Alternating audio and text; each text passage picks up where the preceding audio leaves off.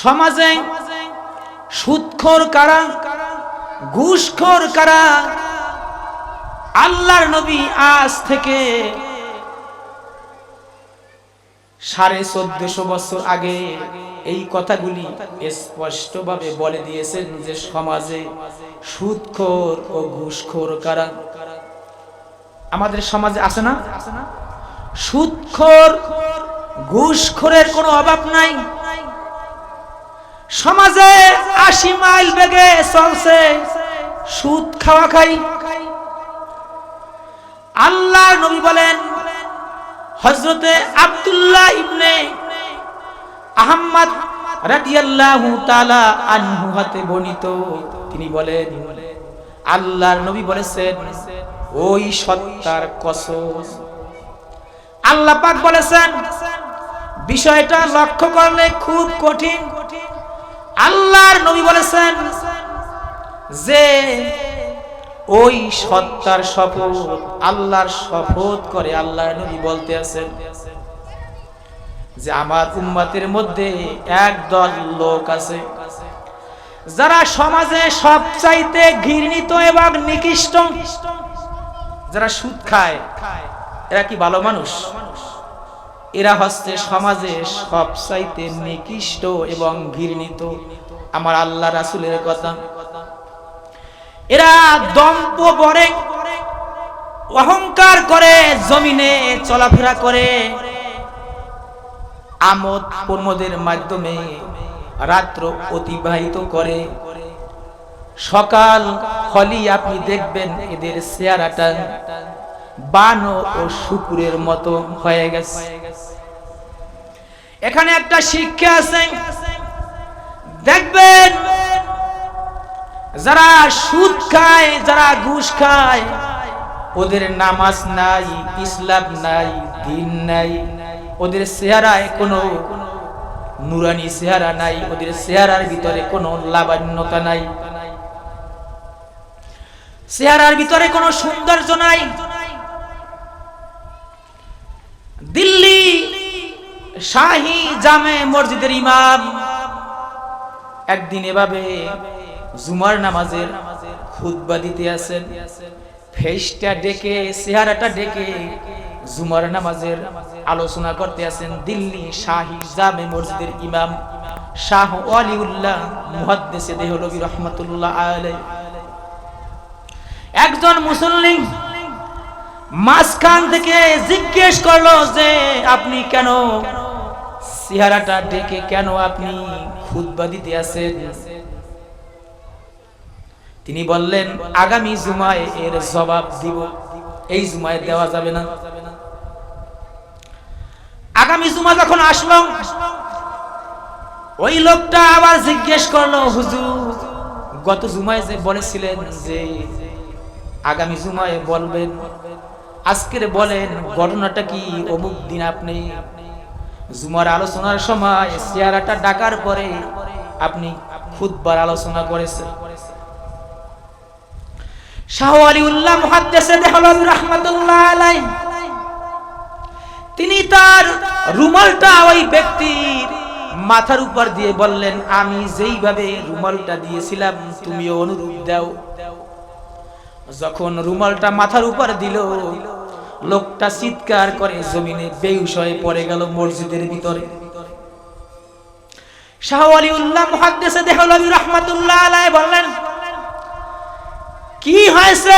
জমিনে বেহুশ হয়ে পড়ে গেলা, কারণটা কি? বলে, দিল্লি এত বড় শহর, এই শহরে আমি কোনো মানুষ দেখি না, মাঝে মাঝে দুই একজন মানুষ দেখি, আর দেখি সব কুকুর, শুকুর আর বানর। বলেন নাউজুবিল্লাহ। তিনি বললেন, ঘটনাটা কি?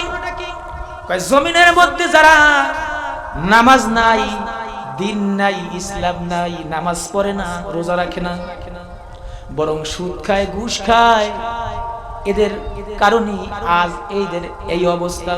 এদের চেহারাটা শুকুর, বানর এবং কুকুরের মতো হয়ে গেছে। আপনি দেখবেন যেই ফ্যামিলিতে সুদ খায় এমন ভাবে মনে করে এইটা হাদিয়ার মতো খায়। ওই যে সুদ খায় চিন্তাও করে না যে কত বড় একটা জঘন্য পাপ করতে আছে, একটা অপরাধ করতে আছে। ওই চিন্তাও করে না, ওর মাথার মধ্যে কোনো চিন্তাও নাই, টেনশনও নাই যে আমি কত বড় একটা জঘন্য অপরাধ করতে আছি। আপনি দেখবেন ফ্যামিলির ভিতরে যে কয়জন মানুষ সবাই সুদখোর, সুদ খায়, স্ত্রীও খায়, স্বামীও খাইতে আছে, স্ত্রীও খাইতে আছে। আপনি দেখবেন যেই ফ্যামিলিতে সুদ খায় ওই ফ্যামিলিতে আল্লাহ রাসূল বলেছেন ওই ফ্যামিলিতে চারটা অসুবিধায় সব সময় নিয়োজিত থাকে। কয়টা? চারটা অসুবিধার মধ্যে সব সময় নিয়োজিত থাকে। আপনি বাস্তবে মিলাই দেখেন, আমার এই আলোচনার সাথে আপনি বাস্তবে মিলাবেন যে চারটা অসুবিধা, চারটি সমস্যায় তারা সম্মুখীন হয়। এক নম্বরে যারা সুদ খায় ওই ফ্যামিলির মধ্যে কোনো ভালোবাসা থাকে না। একজনের কথা আর একজনে শোনে না। ছেলের কথা বাবা শোনে না, বাবার কথা ছেলে শোনে না, মায়ের কথা মেয়ে শোনে না, মেয়ের কথা মায়ে শোনে না। ফ্যামিলির ভিতরে আপনি দেখবেন কোনো ভালোবাসা নাই, কোনো শান্তি নাই। দ্বিতীয় নম্বরে ওই ফ্যামিলিতে কোনো বরকত নাই। ও যত ইনকাম করবে লক্ষ লক্ষ টাকা পয়সা ইনভেস্ট করে, অথচ দেখা যায় ওই ফ্যামিলির ভিতরে কোনো বরকত নাই।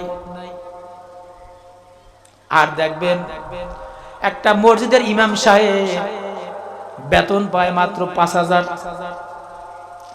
এই যে মনে করেন ইমাম সাহেব কয় টাকা বেতন দেন আপনারা? সামান্য বেতন।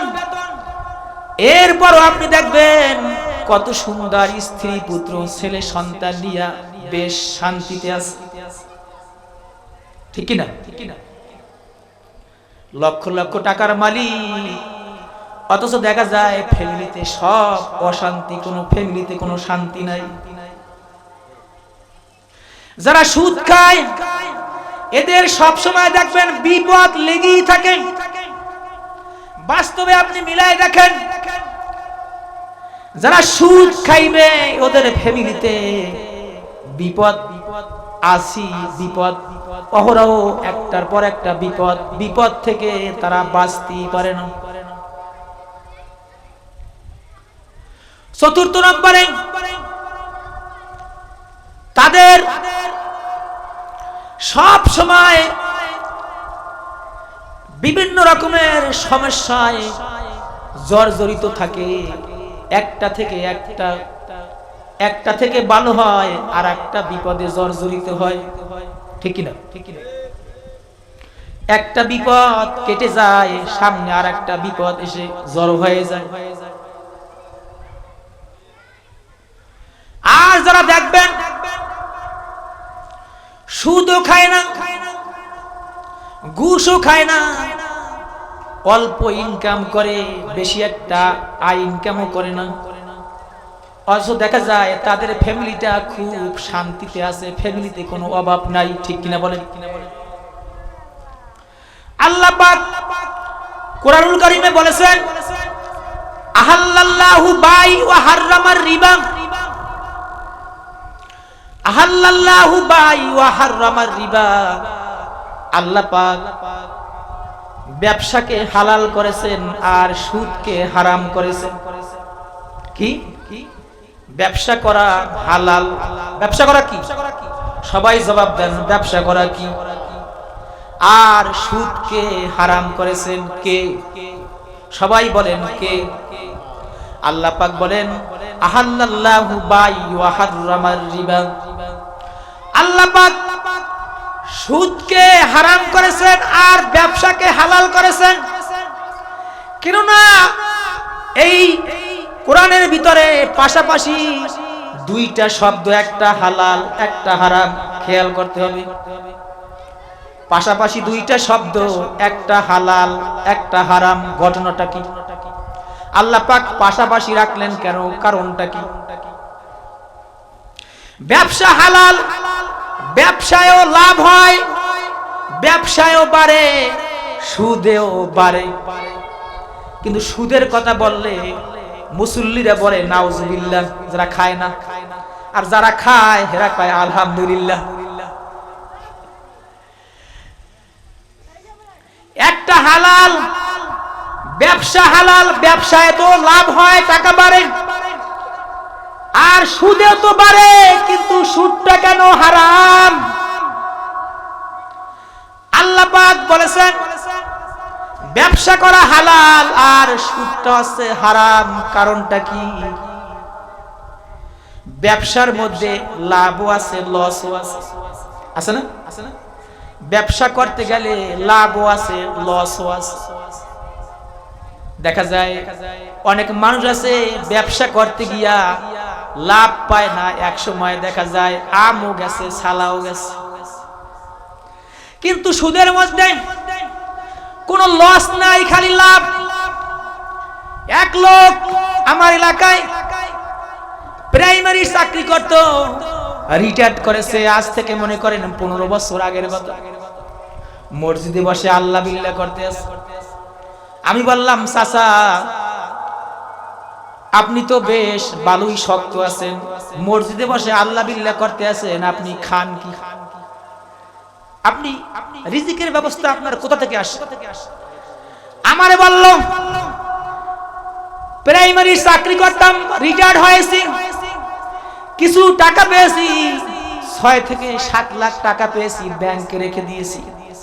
ওই থেকে কিছু লাভ দেয় সরকার, তা আমি খাই আর মসজিদে বসে আল্লাহ আল্লাহ করি। আমি বললাম এটা তো হারাম। বলে হারামটাও জানি, তবু এই টাকা আমার নামে না, আমার একটা ছেলে আছে, ওই ছেলের নামে আমি রাখছি। দেখেন বাটপার কারেও মসজিদে বসে আল্লাহ আল্লাহ করে, সুদের টাকা দিয়া ওর নামাজ কবুল হবে? বিন্দু পরিমাণও কবুল হবে না। কেননা ওর নামাজ কবুল হবে না, কেননা সুদের মধ্যে ওর কোনো কষ্ট নাই, কষ্ট নাই সুদের মধ্যে, কোনো লসও নাই, কষ্টও নাই, খালি বসে বসে খাইতে আছে। দ্বিতীয় নম্বরে সুদের মধ্যে, সুদের কারণে গরিব একদম গরিব হয়ে যায়, গরিব একদম গরিব হয়ে যায়, আর বড়লোক আস্তে আস্তে আরো বড়লোক হয়ে যায়, কোটিপতি আরো কোটিপতি হয়ে যায়, আর গরিব আরো গরিব হয়ে যায়। এই জন্য আল্লাহ পাক এই সুদটাকে হারাম করে দিয়েছেন। মনে করেন সমাজে কিছু লোক আছে টাকা ছেড়ে রেখেছে, টাকা আয় করার মেশিন ছেড়ে রাখছে, 5 লাখ 7 লাখ টাকা বা তার চেয়ে বেশি বা কম, মাসে মাসে টাকা আসে, ওই দিয়া ফ্যামিলি চালায়, কোনো কাজও করে না। আর যেই লোকটা সুদ ওই লোকটার কাছ থেকে টাকা নিয়েছে, দেখবেন ও কিন্তু গরিব, ওর টাকা নাই, তাই কিন্তু নিয়েছে নাকি? যার টাকা আছে সে তো কোনোদিন সুদে টাকা নেয় না। আল্লাহ রাসূল বলেছেন আর রাশি ওয়াল মুরতাশি কিলাহুমা ফিন্নার। কার কথা?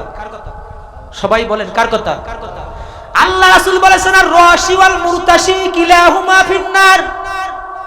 সুদদাতা আর গ্রহীতা উভয় জাহান্নামী। বলেন নাউজুবিল্লাহ। সুদ যে খায় সেও জাহান্নামী, আর যে দেয়, যার কাছ থেকে টাকা আনে সেও জাহান্নামী। আল্লাহ রাসূলের কথা। কারণটা কি? কারণ হচ্ছে যেই ব্যক্তি সুদে টাকা আনে, আল্লাহ রাসূল বলেছেন প্রয়োজন হলে তুমি হাতে দড়ি নিয়া জঙ্গলে গিয়া কাঠ কেটে তারপরে পিঠে বহন করে বাজারে বিক্রি করে তারপর রুজি অর্জন করো। তো তুমি হারাম ইনকাম করো না, হারাম টাকা তুমি খেও না। কেন না? আল্লাহ রাসূল বলেছেন,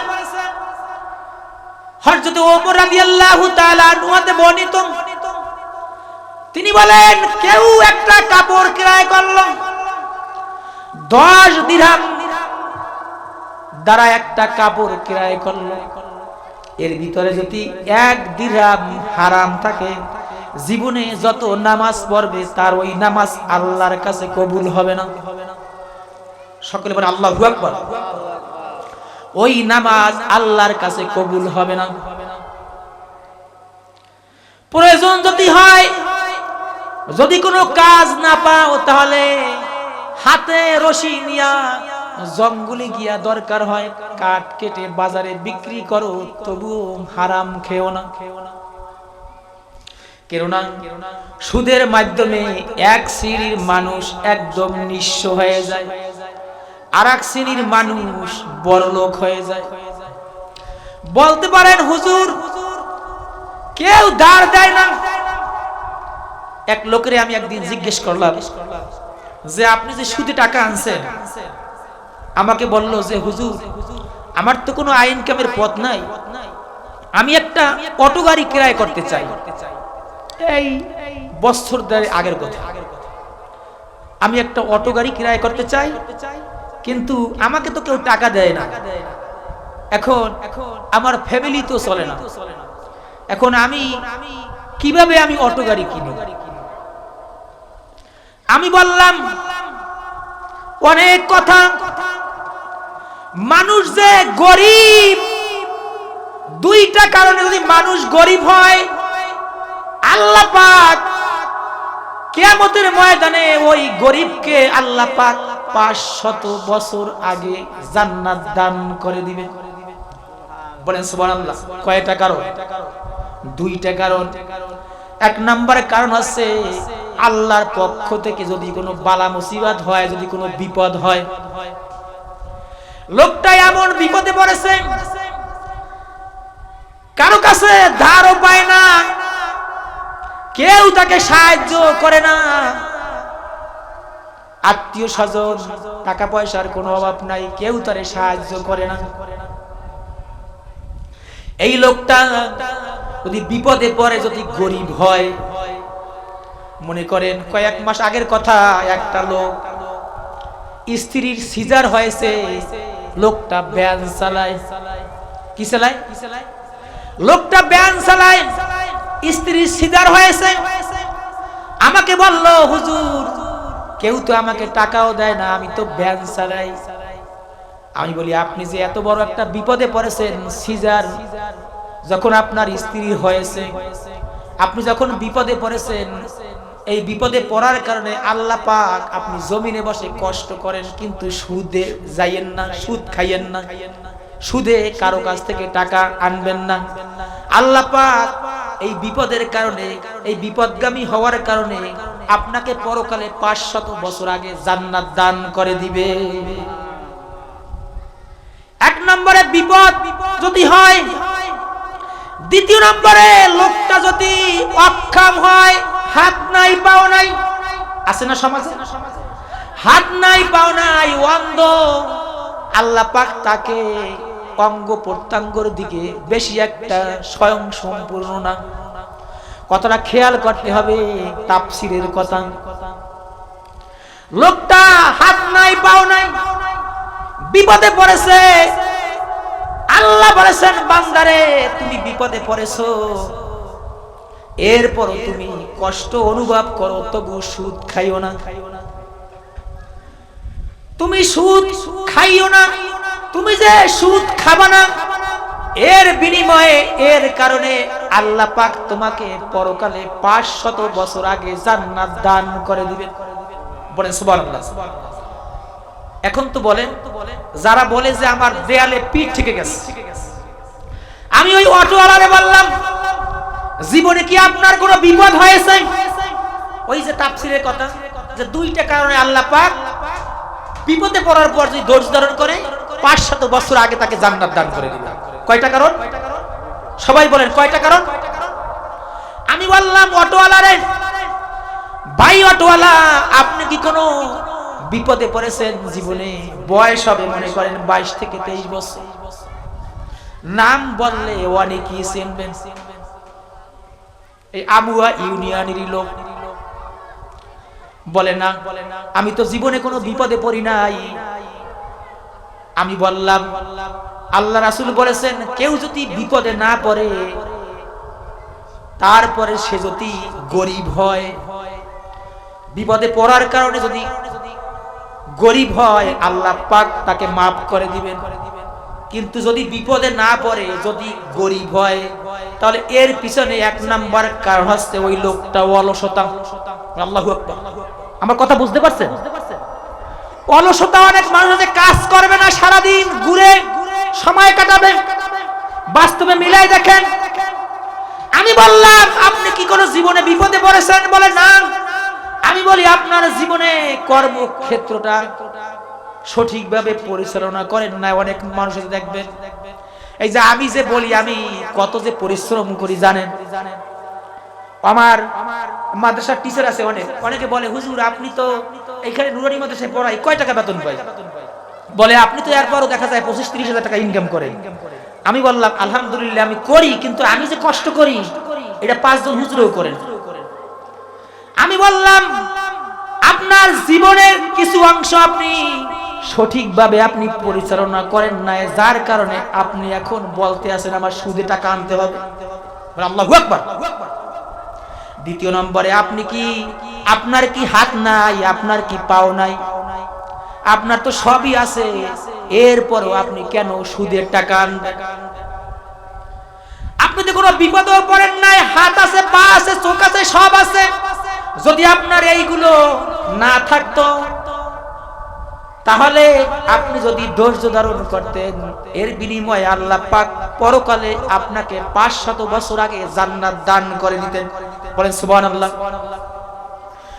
দেখবেন যারা সুদ খায়, সুদের কারণে বাস্তব ঘটনা, স্বামী স্ত্রীর মধ্যে স্ত্রী চায় না যে সুদে টাকা আনি। আছে না সমাজে? স্ত্রী চায় না যে সুদে টাকা আনি, কিন্তু স্বামী চায়। দুইজনের মধ্যে তর্ক লাগছে। স্বামী এক পর্যায়ে বলল, আমার এলাকার ঘটনা, স্বামী এক পর্যায়ে বলল যে শ্বশুর বাড়ি শ্বশুর নাই, শাশুড়ি নাই, তুমি যে জমিটু পেয়েছো আল্লাহর আইনে ওইটু বিক্রি করো, না হয় আমাকে সুদে টাকা এনে দাও। কিন্তু স্ত্রী রাজি হতে চায় না। স্ত্রীও জানে স্বামী যে মাথা ভাঙ্গা, ওই যে অলসতা, জমি আনার পরে দেখা যায় এরপর আমার কিছুই থাকবে না, সব কেল্লা পথে হয়ে যায়। স্বামীও বলতে আছে, স্ত্রীও রাজি হয় না। এক পর্যায়ে তর্কে তর্কে এমন একটা পর্যায়ে গেল স্বামী স্ত্রীর মধ্যে তালাক পর্যন্ত হয়ে গেল। নাউজুবিল্লাহ। আপনি দেখবেন বিপদ কিন্তু, ঝগড়া কিন্তু একদিনে বড় কিছু হয় না, হয় আস্তে আস্তে নুনে তেলে ঝগড়া, বিপদ হয়, ঝগড়া হয়, মন মিলিন্ন হয়, এক পর্যায়ে বড় আকার ধারণ করে। মনে করেন এই সামনে একটা খাল আছে বা নদী আছে, একটা লতার সাথে একটা টগর বেঁধে গেছে। কিছুক্ষণ পরে আর একটা এসেছে। এক পর্যায়ে দেখবেন বড় ধরনের একটা, আমরা কি বলি, ধূপ হয়ে গেছে। মানুষের ঝগড়া ফ্যাসাদ, স্বামী স্ত্রীর সাথে যে মন মলিন্য হয়, এটা কিন্তু একদিনে হয় না। অনেক স্বামী আছে এত অলস, সারাদিন ঘরে বসে মোবাইল টিপে সময় শেষ করে, কিন্তু কাজ করে না। সমাজে দেখবেন মোবাইল তো হচ্ছে এখন বর্তমানে একটা গজব, ঠিক কিনা বলেন? সবাই মোবাইল টিপে, কি মেয়ে ছেলে, পুত্রবধূ, স্ত্রী। আর সরকার বলেছে কি অনলাইনে ক্লাস করতে হবে। বাপেরে বলতে আছে, আব্বা মোবাইল যদি না কিনে দেন মাদ্রাসায় তো ক্লাস হবে না, অনলাইনে ক্লাস হবে। ক্লাস যদি করতে হয় তাহলে মোবাইল দরকার। সারাদিন মোবাইল কিনে দিয়েছে, সারাদিন দেখা যায় ওই মোবাইলের আড্ডায়, ফেসবুকে, টিকটকে পড়ে আছে, কোনো কাজ নাই। এক পর্যায়ে দেখা যায় বিবাহ করছে, স্বামী স্ত্রীর মধ্যে ঝগড়া ফ্যাসাদ, শেষকালে অনেক ঘটনা আছে, অনেক। জিজ্ঞেস করলাম আপনার তালাক হয়েছে কিসের জন্য? মা বাবা বিবাহ দিয়েছিলে ভালো বুঝে, অথচ দেখা যায় ওই লোকটা, জামাইটা বেশি একটা ভালো না, কাজ বাজ করে না, সারাদিন জ্ঞান জ্ঞান হরে আর সেক্রেটার টানে, বিড়ি টানে, গাঁজা টানে। এক পর্যায়ে দেখা যায় মেয়েটা কি করছে, ডিভোর্স দিয়ে নিজেই চলে গেছে। আছে না? রাসূল করিম সাল্লাল্লাহু আলাইহি ওয়াসাল্লাম বলেন, আমাকে যখন মিরাজের রজনীতে যখন আমাকে মিরাজে নিয়ে যাওয়া হলো, জিবরাইল আলাইহিস সালাম যখন আমাকে নিয়ে গেল, কাকে? আল্লাহ রাসূলকে। আল্লাহ রাসূলকে যখন মিরাজে নিয়ে যাওয়া হলো, যখন সপ্তম আসমানে উঠলেন, প্রথম, দ্বিতীয়, তৃতীয়, চতুর্থ, পঞ্চম, ষষ্ঠ, সপ্তম, সপ্তম আকাশে যখন উদিত হলেন, আল্লাহর নবী উপরের দিকে তাকায় দেখেন বজ্রপাত, বিদ্যুৎ চমকাছে আর ঘোর অন্ধকার। আল্লাহ নবী সামনে অগ্রসর হলেন জিবরাইলের মাধ্যমে, দেখেন কিছু লোক, তার পেটটা বড় গৃহের মতো, ঘরের মতো। আল্লাহ নবী জিবরাইলকে জিজ্ঞেস করলেন, জিবরাইল ওই লোকগুলা কারা? পেটটা অনেক বড়, আবার ভিতর থেকে দেখা যায় পেটের ভিতরে সাপ বিচ্ছু। আল্লাহর নবী স্বচক্ষে দেখতে আছেন, ওই লোকগুলা কারা? সকলে বলেন নাউজুবিল্লাহ। আল্লাহ নবী বলেন, ওই লোকগুলো আছে সুদখোর, ঘুষখোর। জমিনে বসে তারা সুদ খাইতো, ঘুষ খাইতো, এই জন্য তাদের বিচার হলো, তাদের গজব নাজিল হলো। তাদের ভিতরে আল্লাহ পাক কুদরতি ভাবে সাপ আর বিচ্ছু দিয়া দিয়েছেন পেটের মধ্যে। বলে নাউজুবিল্লাহ। বাস্তবে কথা, কবরে রাখছে, কবরে রাখার পরে লাশের সাথে সাপ জড়ায় ধরছে। পরবর্তীতে জানা গেল লোকটা সুদ খাইত, ঘুষ খাইত, বেশি একটা ভালো ছিল না, নামাজ পড়তো না, রমজান মাস আসলে রোজা রাখতো না। আপনি দেখবেন যেই ব্যক্তি 5 ওয়াক্ত নামাজ পড়বে, রমজানের রোজা রাখবে, সুদ খাবে না, ঘুষের সাথে জড়িত থাকবে না, দেখবেন বেশি একটা আইন কাম নাই, অথচ ফ্যামিলিতে শান্তির বন্যা বয়ে গেছে। আল্লাহ নবী জিজ্ঞেস করলেন, ওই লোকগুলা কারা? জিবরাইল বলল, ওই লোকগুলা জমিনে বসে তারা সুদ খাইত। রাসূল করিম সাল্লাল্লাহু আলাইহি ওয়াসাল্লাম বলেছেন, হযরত আবু হুরায়রা রাদিয়াল্লাহু তাআলা আনহু হাদিসখানা বর্ণনা করেন, আল্লাহ নবী বলেন, সুদের মধ্যে 70টি গুনাহ রয়েছে, একটা দুইটা নয়, 70টি গুনাহ। এর ভিতরে সবচাইতে ছোট গুনাহ হচ্ছে মায়ের সাথে বেবিচারে লিপ্ত হওয়া। সকলে নাউজুবিল্লাহ। আমি বলি, এখানে যারা আছেন, জানি না যদি কেউ সুদের সাথে যদি জড়িত হয়ে থাকে, এখনি এই মুহূর্তে তওবা করেন। জীবনে আর পরশিন কালেও, হায়াতে যতদিন বেঁচে থাকবো, সুদ কোনো দিন খাবো না। সকলে আল্লাহু আকবার। কই দুনিয়াতে কয়দিন বাঁচবে? আপনার বয়সী মানুষ কবরে চলে গেছে, আমার বয়সী মানুষ কবরে চলে গেছে, বাবার সামনে থেকে ছেলের লাশ, ছেলে জীবিত, বাবা চলে গেছে। আজকের ফেসবুকে দেখলাম মা মারা গেছে দুইটা বাচ্চা রেখে, হয়তো মনে করেন 6 থেকে 7 বছর হতে পারে। বাচ্চারা কবরের উপরে পড়ে মা মা করে চিৎকার দিতে আছে। ছোট্ট বাচ্চা 6 থেকে 7, হয়তো একজনের বয়স হবে 7 বছর আর একজনের বয়স হবে 4.5 বছর। কই সুদ খেয়ে ঘুষ খেয়ে টাকার পাহাড় গড়লাম। আল্লাহ রাসূল বলেছেন যারা অবৈধ ইনকাম করবে এদের 1 নাম্বার গজব হচ্ছে এই অবৈধ ইনকাম খেয়ে যেতে পারবে না, তার আগেই তার মৃত্যু হবে। সুদের মধ্যে 70টি গুনাহ, তার মধ্যে সবচাইতে ছোট গুনাহ হচ্ছে মায়ের সাথে বেবিচারে লিপ্ত হওয়া। বলে নাউজুবিল্লাহ। চিন্তা করছেন?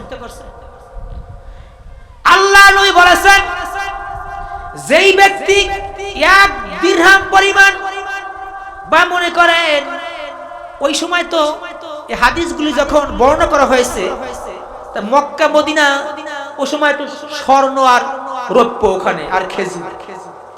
দিরহামের কথা আমি মাঝে মধ্যে চিন্তা করি, স্বর্ণ এবং রৌপ্য দিরহামের কথা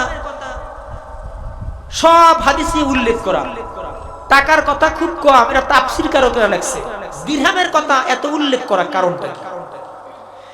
কেননা ওই সময় হাদিস যখন সাহাবীরা যখন লিপিবদ্ধ করেছেন আল্লাহ রাসূলের কাছ থেকে, তাই মক্কায় তো স্বর্ণ রূপাই বেশি। দিরহামের তুলনা দিয়া, স্বর্ণের তুলনা দিয়া সাহাবীদেরকে বোঝানো হয়েছে যদি কেউ 1 দিরহাম পরিমাণও যদি কেউ সুদ খায় তাহলে এই সুদের মধ্যে 36 বার বেবিচারে লিপ্ত হওয়ার মতো জঘন্য অপরাধ। বলে নাউজুবিল্লাহ।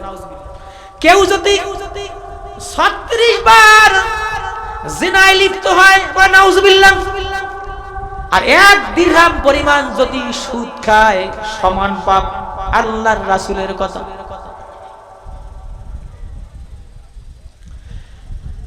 যেই ব্যক্তি ইচ্ছা করে জেনে শুনে সুদ খাবে, ইচ্ছা করে জেনে শুনে যেই ব্যক্তি সুদ খাবে, আল্লাহ রাব্বুল আলামিন এই সুদ খাওয়ার কারণে আল্লাহ পাক তাকে দুনিয়াতে বিপদগামী করে দিবে। বলে নাউজুবিল্লাহ। সমাজ রাখবেন ঘুষের কোনো অভাব নাই। আমি প্রথমে বলেছিলাম আমার আলোচনার বিষয় হচ্ছে সুদ ও ঘুষ। সমাজে দেখবেন ঘুষখোরের কোনো অভাব নাই। আছে না? ঘুষখোর।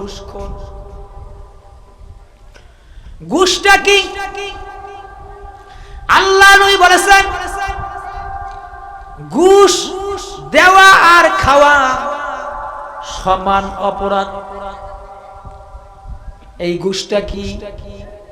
মনে করেন এই ঘুষের কারণে আমাদের এই সমাজটা অচল হয়ে গেছে।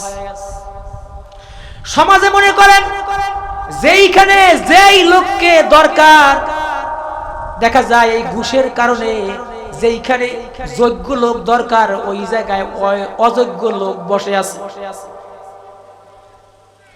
যেইখানে যোগ্য লোক দরকার ওই জায়গায় অযোগ্য লোক বসে আছে, যার কারণে আপনিও বিপদগামী, আমিও বিপদগামী। সব জায়গায় ঘুষ দেওয়া লাগে। ঘুষ অর্থ কি? ঘুষ মাইনি কাউকে বস করার জন্য, কোনো কিছু হাসিল করার জন্য কিছু টাকা পয়সা অর্থ করি তাকে দেওয়া। বলে নাউজুবিল্লাহ। সমাজে দেখবেন সব জায়গায় ঘুষে ভরে গেছে।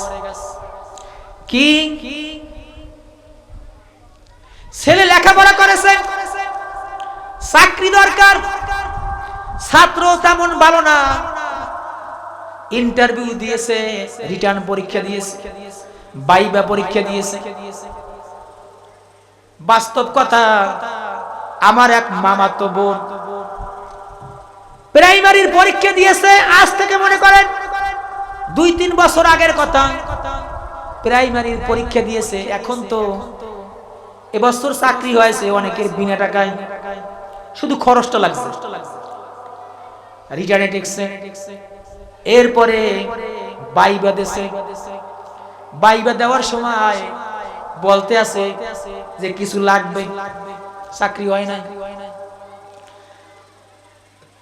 তার সে নম্বর কম পেয়েছে, অথচ দেখা যায় কিছু টাকা দিয়েছে, চাকরি হয়ে গেছে। এখন ঘুষটারে অনেকে মনে করে এটা একটা হাদিয়া। ঘুষ খায় না হাদিয়া খায়।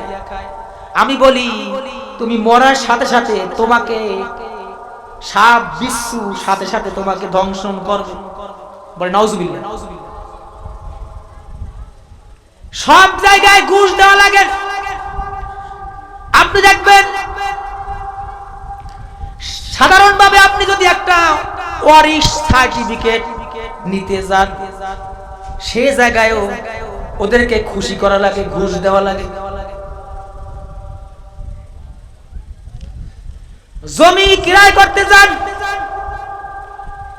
এক শ্রেণীর মানুষকে ঘুষ দেওয়া লাগে, লাগে না? এরপরে আপনি দেখা যায় আপনি একটা ব্যবসা করতে আছেন, দেখা যায় আমুয়ার বাজারে একটা দোকান নিয়েছেন, এইখানেও দেখা যায় এক শ্রেণীর মানুষকে টাকা দেওয়া লাগে, এদেরকে বলা হয় আবার সাদাবাজ। তাহলে কই সব জায়গায় ঘুষ দেওয়া লাগে। ঘুষের মাধ্যমে চাকরি নেওয়ার পরে আপনি ওই চাকরির মাধ্যমে যত টাকা ইনকাম করবেন, কতটা খেয়াল করেন, যত টাকা আপনি ইনকাম করবেন, মনে করেন 60 বছর আপনি চাকরি করেছেন,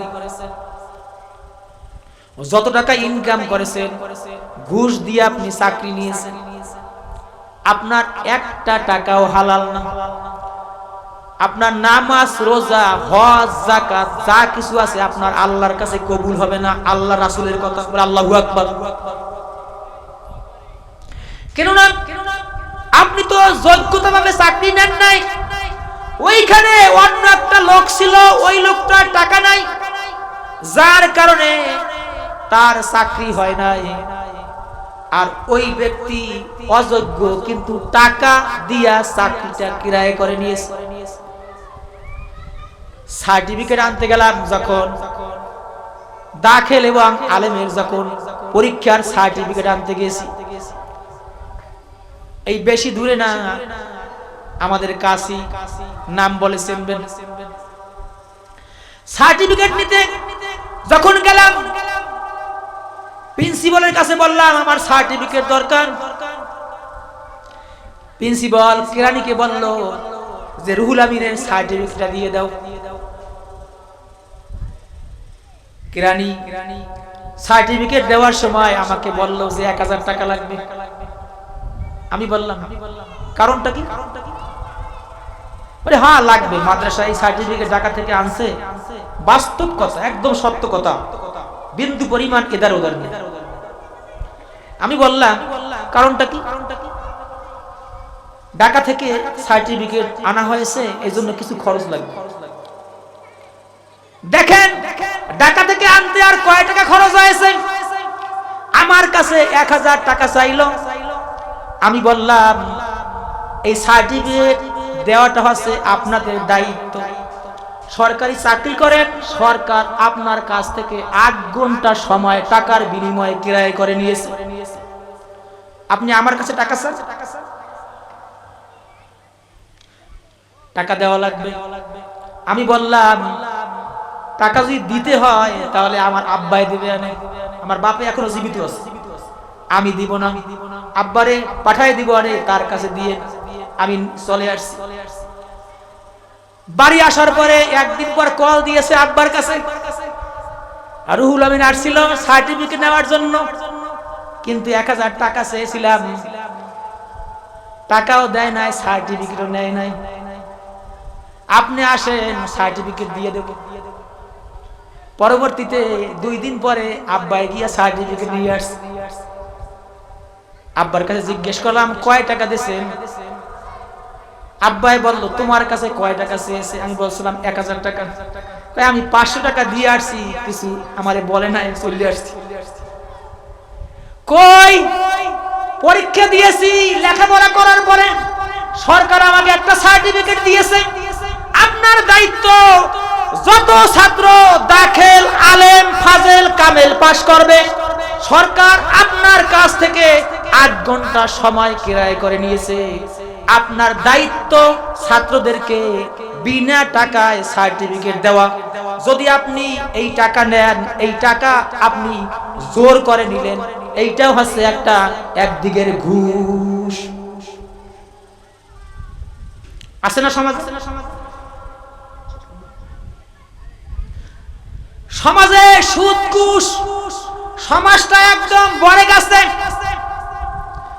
ঘুষটারে মনে করে হাদিয়া, হাদিয়া না দিলে চাকরি হবে না, হাদিয়া না দিলে অরিশ সার্টিফিকেট পাওয়া যাবে না, হাদিয়া না দিলে তোমার জন্ম নিবন্ধন সার্টিফিকেট দেওয়া যাবে না। কাঠালিয়াতে জন্ম নিবন্ধনের সার্টিফিকেট আনতে গেলাম, সার্টিফিকেট যখন আনতে গেলাম আমাকে বলল 2 দিন পরে আসবেন, আজকে দেওয়া যাবে না, 200 টাকা দেওয়া লাগবে। আমি বললাম 2 দিন পরে আসবো, আবার 200 টাকা দেওয়া লাগবে, মাইনেটা কি? বলে হ্যাঁ খরচ আছে, কম্পিউটার খরচ। আমি বললাম কম্পিউটার খরচ দেওয়া লাগবে, কেননা আমরা শুধু মাঠে ওয়াজ করি না, জায়গা বেজাগায় সব জায়গায় হক কথা বলি। বললাম সার্টিফিকেট আপনি আমার জন্ম নিবন্ধন কার্ড দেবেন, আপনার দায়িত্ব হয়েছে দেওয়া। আপনি আমার কাছে টাকা চাইতে আছেন, কারণটা কি? সরকার তো আপনাকে বেতন দেয় 12 থেকে 13,000 টাকা।